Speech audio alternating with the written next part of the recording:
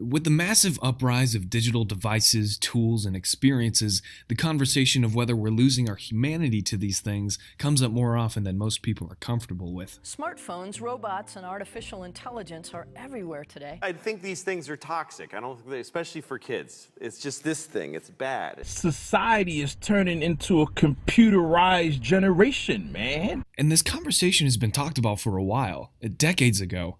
In 1993, Jean Baudrillard claimed that computers and screens are becoming one with our human selves. We become virtual man, immobile in front of our screens, no doubt a mental cripple, and as a species without the capacity for thought, will depend on nothing but computers. And 10 years before Baudrillard's article, David Cronenberg created the film Videodrome, where the power of the digital screen slowly sucks its victims in and transforms them into the new flesh.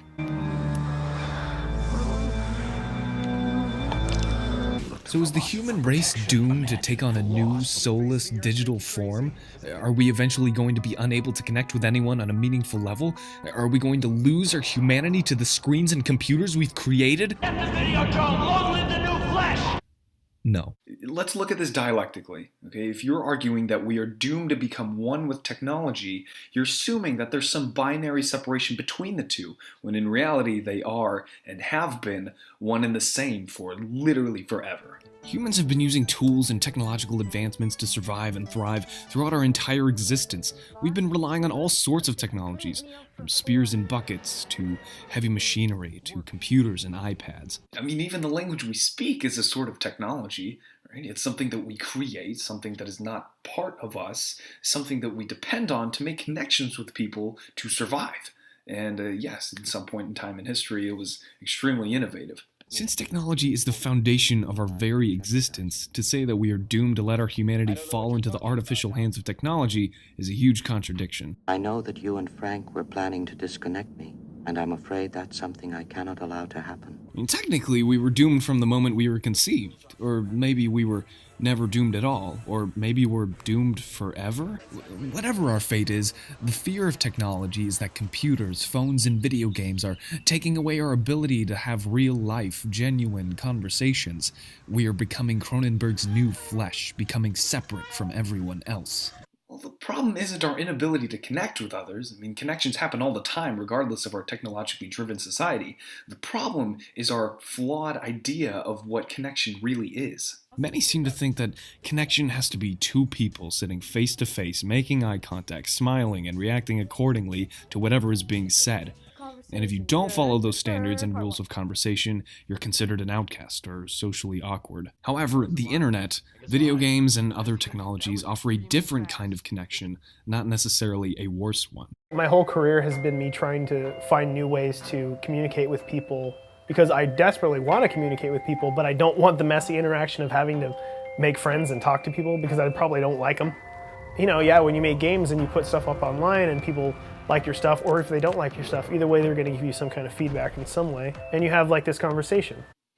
That's an interesting thought. Let's talk about that. Truth is, people connect on profound, meaningful levels behind screens all the time.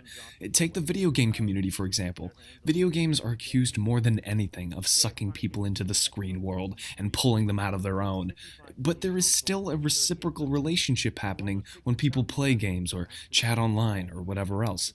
The act of sitting on the couch with a bunch of friends and playing games is only fun because of the thrilling competitive moments.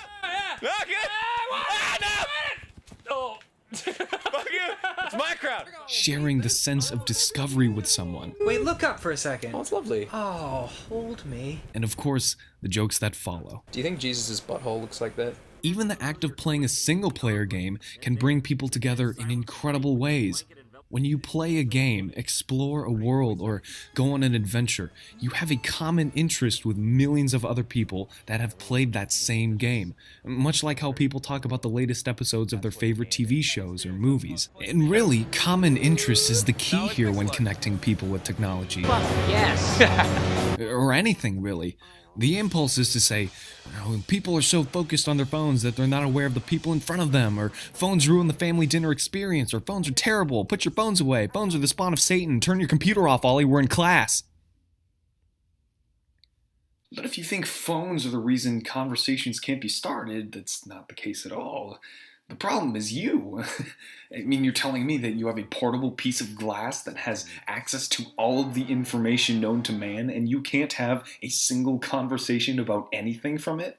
The internet is a virtual plethora of everything, and even if you don't like anything on the internet or computers, you can have the conversation of whether the human race is doomed to take on a new soulless digital form, or how we're eventually going to be unable to connect with anyone on a meaningful level, or whether we are going to lose our humanity to the screens and computers we've created. Look, I know it's difficult, and it must take an immense amount of effort, I'm sure, but offer the things you see on the phone to the dinner table and allow those conversations to be had.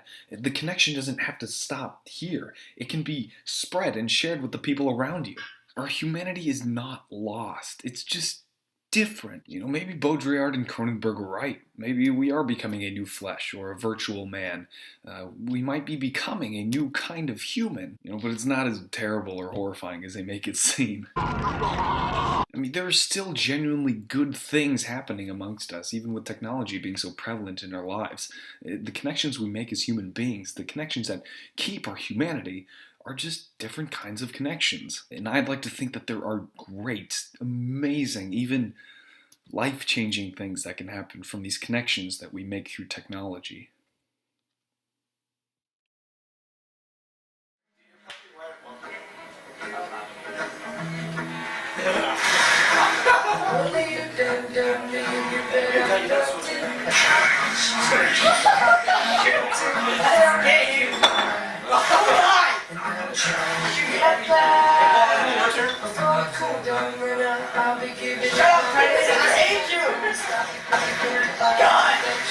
Who takes turns?